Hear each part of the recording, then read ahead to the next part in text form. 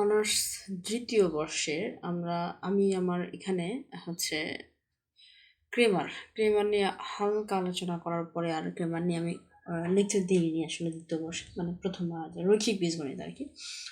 তারপরে আমি শুরু করেছিলাম যে কাম্যকরণ বা চূড়ান্তকরণ নিয়ে। তো যাই হোক, তো আজকে আমরা ক্রেমারের একটা লেকচার আমি দিয়েছিলাম। তো ক্রেমারের আর বড় বড় কিছু বিষয় রয়েছে, তো ওই বিষয়গুলোতে যদি আমি আজকে যাই অনেকে এই বিষয়গুলো ভুলে যেতে পারে। তো আমি ভাবলাম যে নিয়মের আমরা অঙ্ক এর আগে করেছি, তো আমরা সেই নিয়মের অঙ্ক আগে আমরা এখানে করবো, দেন হচ্ছে আমরা ইয়েতে চলে যাব, কি বলে, আমরা হচ্ছে বড় বড় কিছু টাইপের অঙ্কতে চলে যাব। পূর্বে আমি দেখিয়েছিলাম যে আমি তোমাদেরকে এই যে অর্থাৎ অনার্স দ্বিতীয় বর্ষের মানে ফুল নোট আমার তৈরি করা আছে, একদম একদম নোট। ওই আমি আমি যদি করাই তোমাদেরকে পার্সোনালি, যদি আমি তোমাদেরকে করা, যারা আমার কথা মতো করবে, এইটুকু আমি অ্যাসিওর করতে পারি যে এ প্লাস তো তারা পাবেই। এ প্লাস যদি নাও পায়, এ গ্রেড কিন্তু পাবে। এরকমভাবে আমি আমার নোটগুলো তৈরি করেছি।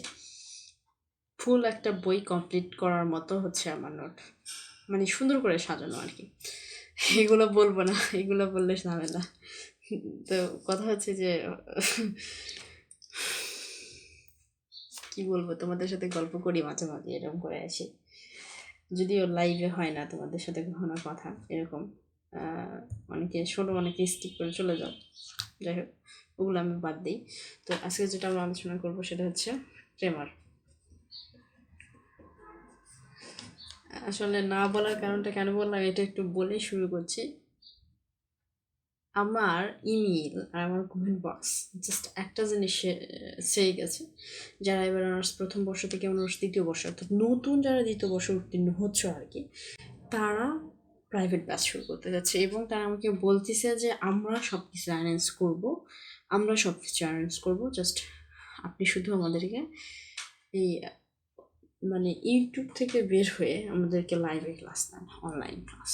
আমি ভাবতেছি বিষয়টা, কিন্তু আসলে আমার পার্সোনাল কিছু প্রবলেমের জন্য আমি অনেকে বলেছি যে আমার পার্সোনাল প্রবলেম এই বলে অনেকে দমিয়ে রেখেছি। কিন্তু কি বলবো, এখন আমার মনে হচ্ছে ঠিক আছে, কারণ আমি যদি চাই যে আমি শেষ করে দিব তোমাদেরকে যারা নতুন অনুষ্ঠিত বসে উঠেছে, কিন্তু আমি সেটা কিন্তু পারবো না, আসলে শেষ করে দেওয়া পসিবল হবে না। হয়তো 2-1টা অধ্যায় করে দেবো, কারণ কোনো 1 বছরের ভিতরে যদি আমি চাই যে অনলাইন মানে এইভাবে ইউটিউবে মানে ভিডিও দিয়ে যে হচ্ছে পুরো বই শেষ করে দেবো 1 বছরের মধ্যে, এটা পসিবল হবে না আমার পক্ষে, কেন কোনো টিচারের পক্ষেই পসিবল হবে না। যদি সেটা অনলাইন ক্লাস হয় সেটা তো আলাদা বিষয়, তখন তোমাদের হচ্ছে 3 মাসের মধ্যে অথবা পুরো বই শেষ হয়ে যাবে, কিন্তু এভাবে অনলাইন হবে না, কারণ সেখানে পরিশ্রম কম, আসলে এখানে পরিশ্রম বেশি। এখানে ভিডিও মেক করে এডিট, আপলোড, থাম্বনেল অনেক কিছু করতে হয়, টাইটেল প্রদান করো।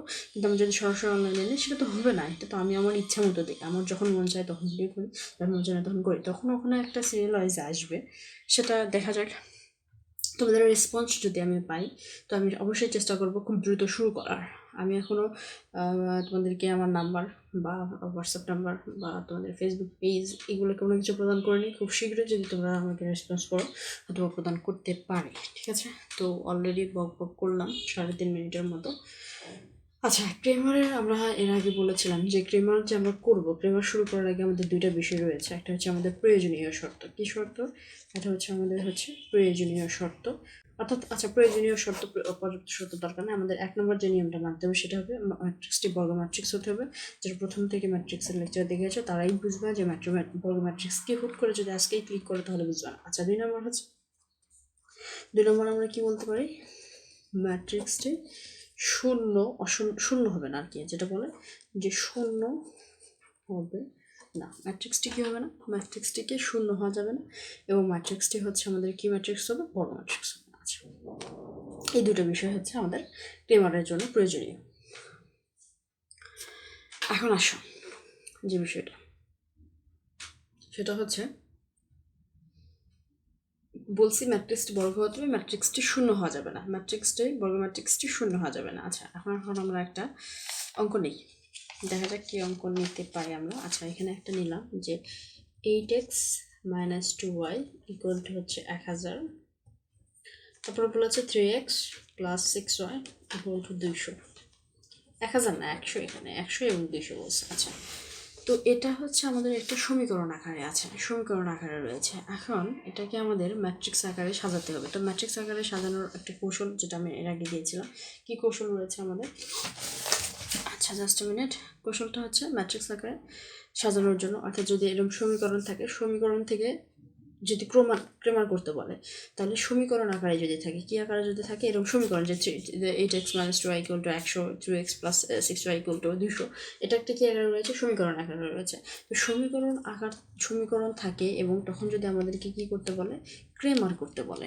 সমীকরণ আকারে আছে এবং তখন যদি আমাদেরকে ক্রেমার করতে বলে, তখন আমাদের ম্যাট্রিক্স আকারে বর্গটিকে সাজাতে হয়।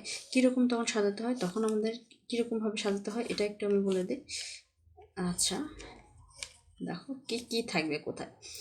আচ্ছা, এই প্রথম ঘরটাতে যে ধ্রুবক সংখ্যাগুলো রয়েছে, অর্থাৎ এক্স এর সাথে যে ধ্রুবক সংখ্যাগুলো রয়েছে, ওয়াই সাথে যে ধ্রুবক সংখ্যাগুলো রয়েছে, সেরকমভাবে থাকবে। যেমন প্রথমে এখানে এক্স এর সাথে কি রয়েছে? 8 রয়েছে, 8টা থাকবে এখানে। তারপরে কি রয়েছে? এখানে 3 রয়েছে, 3 থাকবে। দেন কি রয়েছে? -2 রয়েছে, -2 থাকবে। তারপরে কি রয়েছে? 6 থাকবে। অর্থাৎ এখানে যে প্রথম ঘরটাতে থাকবে হচ্ছে আমাদের যে সহগ, অর্থাৎ এক্স ওয়াই হচ্ছে আমাদের সহগের সাথে যে ধ্রুবক জিনিসগুলো রয়েছে সেই জিনিসগুলো থাকবে। আর এখানে থাকবে হচ্ছে আমাদের চলক, এখানে থাকবে হচ্ছে চলক। কি চলক? এখানে আমাদের কি চলক রয়েছে? এক্স এবং ওয়াই চলক, এক্স এবং ওয়াই চলক। প্রথমে কি চলক রয়েছে? এক্স চলক রয়েছে, এক্সটাকে সামনে লিখলাম। তারপরে কি চলক রয়েছে? ওয়াই চলক রয়েছে, ওয়াইটাকে নিচে লিখলাম। শেষ কাহিনী এখানে। আর এখানে থাকবে হচ্ছে ডান পাশে যে জিনিসগুলো রয়েছে 100 এবং হচ্ছে 200, সেই জিনিসগুলো আমরা এখানে থাকবে। এটা হচ্ছে এভাবে সাজানোর একটা কৌশল, মানে সাজাতে হবে। এটা ড্রাফট ছিল, এখন আমরা এটাকে সাজাবো। যে সমীকরণগুলোকে আমরা এখানে লিখবো যে সমীকরণগুলোকে কি আকারে সাজায়? ম্যাট্রিক্স আকারে। সমীকরণগুলোকে ম্যাট্রিক্স আকারে সাজিয়ে, সমীকরণগুলোকে হচ্ছে আমরা ম্যাট্রিক্স আকারে সাজিয়ে পাই। তাহলে আমাদের কি বলেছি? প্রথমে থাকবে হচ্ছে আমাদের এই যে সহগ, অর্থাৎ এক্স এবং ওয়াই, যেটার সাথে হচ্ছে আমাদের সহগগুলো রয়েছে, সহগের সাথে যে কি বলে ধ্রুবকগুলো রয়েছে। অর্থাৎ প্রথমে কি রয়েছে? 8 লিখলাম।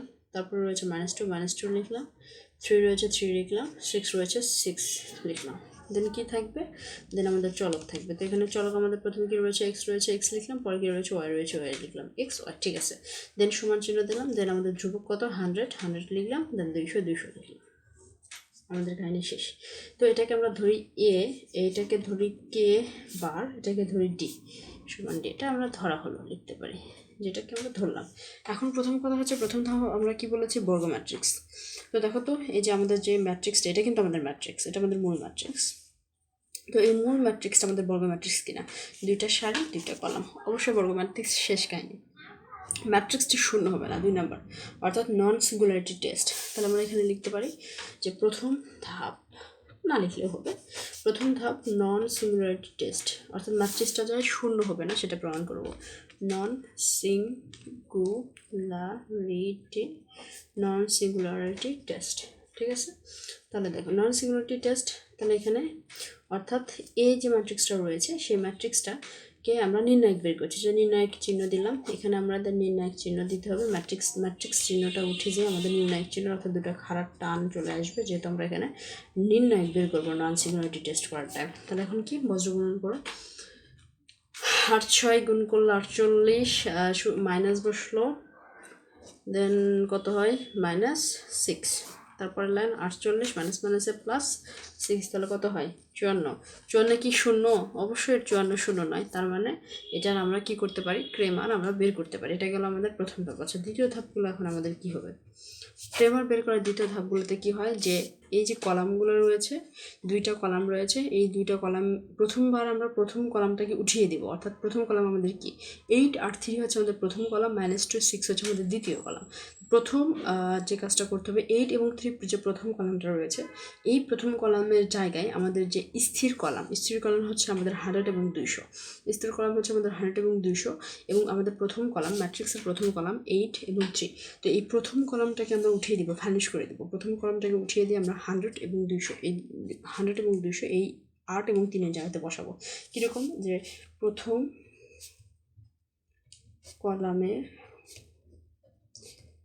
কলামের জায়গায় স্থির কলাম বসাই। তাহলে দেখো, এটাকে আমরা নাম দিই, কি নাম দিব? A1 নাম দিই। আচ্ছা, A1 দিলাম। তারপরে এখন আমরা কি করব? আচ্ছা, যেহেতু এটা নির্ণায়ক আমরা বের করব, আচ্ছা তাহলে প্রথম কলাম 8 আর 3 উঠে গেল, উঠে যায় কি বসবে 100 এবং 110, আর দ্বিতীয় কলাম -2 6, এটা এরকমই থাকবে -2 6। এখন তোমরা এটা হচ্ছে এ বের করো, 600 সূত্রের মাইনাস এই মাইনাস হয়ে যাবে হচ্ছে প্লাস, এই লাইনটা আমি এখানে লিখলাম না, একবারে লিখছি 400, তাহলে কত হলো 1000। এটা গেল, এটা গেল। একই রকমভাবে প্রথম কলামের কাছে প্রথমে কী করলাম, প্রথম কলামকে উঠিয়ে দিলাম। এখন কী করবো, দ্বিতীয় কলামকে উঠে দিব। দ্বিতীয় কলাম কি -2 6, এই -2 এবং 6 এই জায়গাতে 100 এবং 10 বসাবো। আচ্ছা এখানে কোথায়, এখানে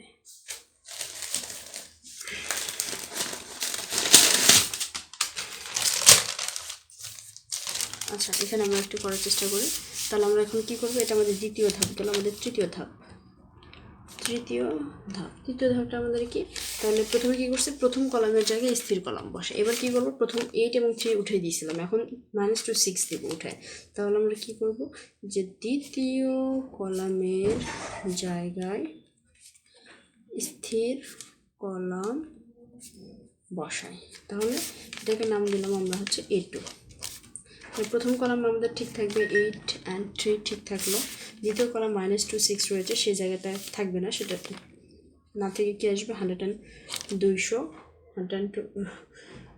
আচ্ছা তারপরে এটা গেল, যাওয়ার পরে এখন আপনার কাছে গুণ করো 200। আচ্ছা নিচে লিখি আমরা, 200 দিয়ে 8কে গুণ করলে কত হয় 1600 মাইনাস কত 300, তাহলে কত হলো 1300। শেষ। এখন যদি এখানে আরও একটা কলাম থাকতো, ধরো এখানে আরেকটা কলাম রয়েছে 3 আর 9 ধরো রয়েছে, যদি 3 আর 9 থাকতো তাহলে আমরা আরেকবার লিখতাম, লিখে বলতাম যে তৃতীয় কলামের জায়গায় 200 বসাই, ঠিক আছে, 100 এবং 200 বসাই যদি তৃতীয় কলাম থাকতো। কিন্তু এখানে আমাদের নাই, যদি কখনো থাকে তাহলে একই রকমভাবে যতগুলো কলাম আমাদের থাকবে, মানে অর্থাৎ খারাপভাবে যতগুলো কলাম থাকবে, এই যে যেমন খারাপভাবে 3 রয়েছে -2 6 রয়েছে, সেই সবগুলো কলামের জায়গায় আমরা স্থির কলাম এভাবে বসে বসে মান নির্ণয় করব। এখন হচ্ছে আমাদের এই ক্রেমার মানে কি, ক্রেমার মানে হচ্ছে আমাদের এক্স এবং ওয়াই এর মান নির্ণয় করা। ক্রেমার মানে কি, এক্স এবং ওয়াই এর মান নির্ণয় করা। ক্রেমার মানে কি, এক্স এবং ওয়াই এর মান নির্ণয় করা। তাহলে এখন আমাদের এক্স এর মানটা বের করতে হবে অ্যান্ড ওয়াই এর মানটা বের করতে হবে। কীভাবে বের করবো, এক্স এর মান দেখো কীভাবে বেরোয়। প্রথম কথা হচ্ছে এই যে আমাদের যে নির্ণায়কের যে মানটা আমরা পেয়েছি, এই যে নির্ণায়কের প্রথমবার যে নন সিঙ্গুলারিটি টেস্ট করেছি, নন সিঙ্গুলারিটি টেস্টে আমাদের নির্ণায়কের মান কত বের হয়েছে 54, ঠিক আছে, কত বের হয়েছে 54।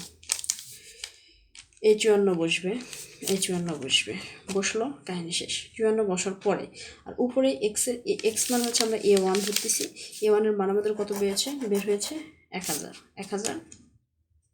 দ্বিতীয় A2কে আমরা ধরছি ওয়াই, কত বের হয়েছে 1300।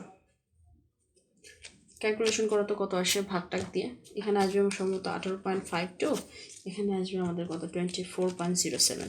তাহলে এক্স আমাদের কত, এক্স ইকুয়াল টু 18.52 এবং ওয়াই আমাদের কত, ওয়াই হচ্ছে আমাদের 24.07। আমাদের ক্রেমার শেষ। খুব সহজ, খুব সহজ, খুব সহজ। এটা থেকে অনেকে কঠিন মনে করে, একদমই কঠিন। এটা তো আমরা বেসিক লেভেলে আছি, আমাদের তো আর অ্যাডভান্স লেভেলে আসবে। কথা হচ্ছে অনেক বিষয় রয়েছে, অনেকগুলা জিনিস রয়েছে এখানে আসলে বোঝানোর মতো। ঠিক আছে, দেখা যাক আমরা কতদূর করতে পারি। সব ভালো থাকবে, সুস্থ।